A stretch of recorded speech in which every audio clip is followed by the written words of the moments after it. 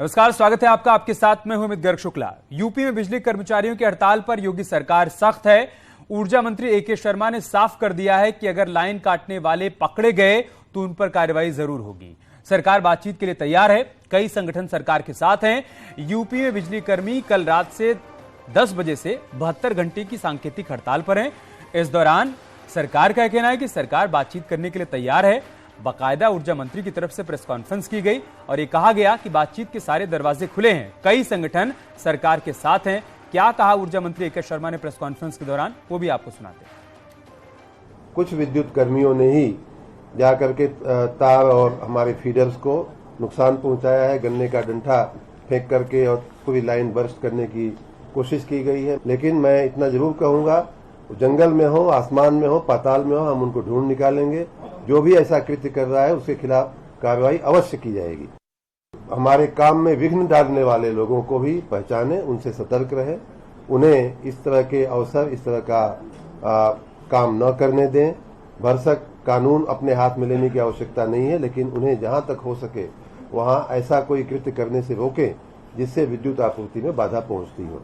ऐसी घटनाएं अगर होंगी तो कहीं वो व्यक्ति हो, चाहे वो जंगल में हो, देवरिया के किसी जंगल में से लाइन पास हो रही थी, वहां जाकर के लाइन को बर्स्ट करने का प्रयास किया गया। लेकिन मैं इतना जरूर कहूंगा, जंगल में हो, आसमान में हो, पाताल में हो, हम उनको ढूंढ निकालेंगे।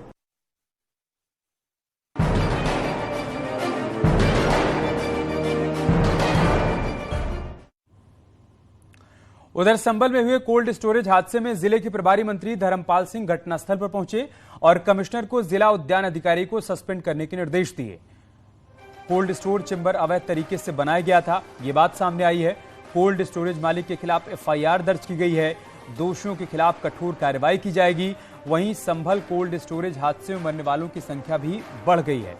अब मरने वालों की संख्या 10 तक पहुंच गई है। 17 मजदूरों का अब तक रेस्क्यू किया जा चुका है। अभी भी राहत और बचाव का कार्य जारी है। डीएम और एसपी मौके पर हैं। 6 मजदूर इलाज के बाद डिस्चार्ज किए जा चुके हैं। सीएम योगी ने संभल हादसे में जो जनहानि हुई है उस पर गहरा दुख व्यक्त किया है।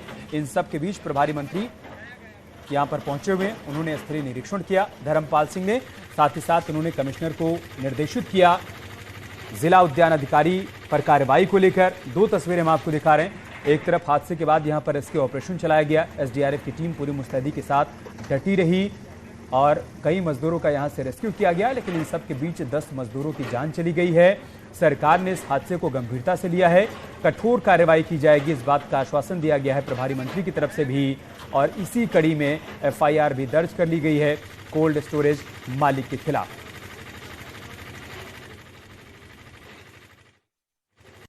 इसमें 2 कार्रवाई की जाएंगी। एक तो कोल्ड स्टोर के मालिकान के खिलाफ कड़ी कार्रवाई की जाएगी। उन्होंने बिना नियमों का पालन किए हुए वो कक्ष का निर्माण कराया, वो अवैध है। और अभी कमिश्नर मुरादाबाद को कहा है कि वो जिला उद्यान अधिकारी के निलंबन की कार्रवाई करें। दूसरा, जो मृतक हैं उनके परिवारों को माननीय मुख्यमंत्री जी ने 2 लाख रुपया आर्थिक सहयोग करने की घोषणा कर दी है, दिया जाएगा।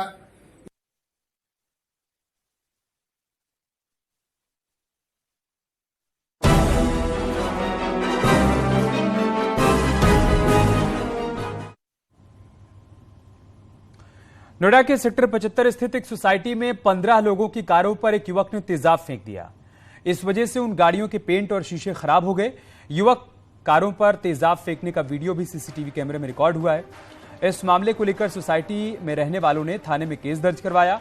आरोपी की पहचान हरदोई के रामराज के रूप में हुई है। पुलिस ने सीसीटीवी फुटेज के आधार पर एफआईआर भी दर्ज कर ली है। आरोपी को जेल भेज दिया गया।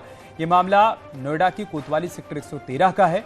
रामराज सोसाइटी में ही कारों की सफाई का काम करता है।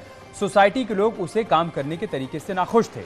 इस वजह से कुछ दिनों पहले सोसाइटी वालों ने काम से हटा दिया था। गुस्से में आकर आरोपी ने सोसाइटी की पार्किंग में खड़ी गाड़ियों पर तेजाब फेंक दिया, जिसमें करीब 1 दर्जन गाड़ियों के पेंट खराब हो गए। घटना के बाद आरोपी मौके से फरार हो गया था, लेकिन सोसाइटी के सुरक्षा कर्मियों ने उसे पकड़कर पुलिस के हवाले कर दिया।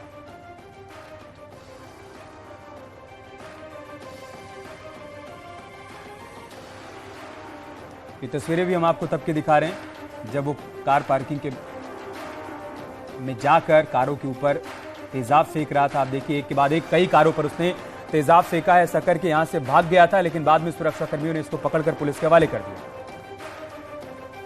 नोएडा के एक सोसाइटी में अजीबोगरीब घटना हुई। दरअसल एक क्लीनर को नौकरी से हटा दिया गया और दूसरे को लगा लिया गया। इससे युवक ने एक शरारत की जिसमें कई गाड़ियों पर उसने एसिड डाल दिया है। मामला सीसीटीवी के फुटेज में पकड़ में आने पर पुलिस से शिकायत की गई और उसको जेल भेज दिया गया। हमारे साथ सोसाइटी के मेंटेनेंस के स्टाफ है, आइए हम उससे बात करते हैं। क्या घटना हुई थी, क्या नाम है आपका? मेरा नाम संदीप शर्मा है, मैं यहाँ पे असिस्टेंट फैसिलिटी मैनेजर हूँ।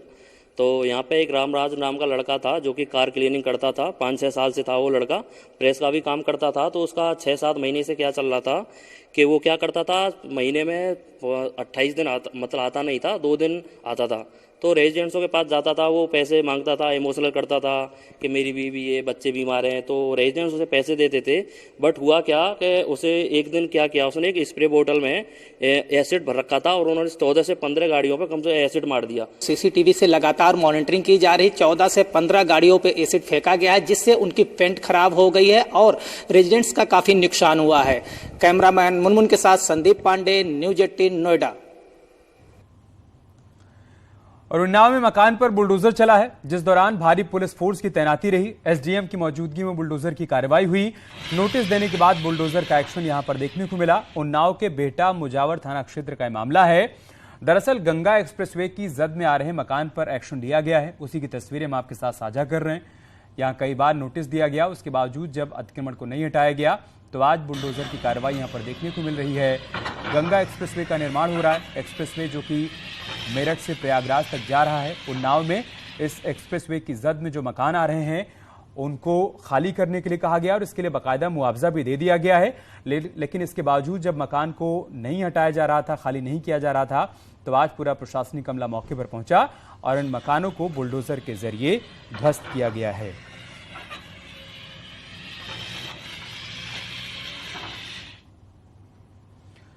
उधर पीलीभीत में हर्ष फायरिंग का मामला सामने आया है। थाना बिलसंडा क्षेत्र में बर्थडे पार्टी में हर्ष फायरिंग की गई।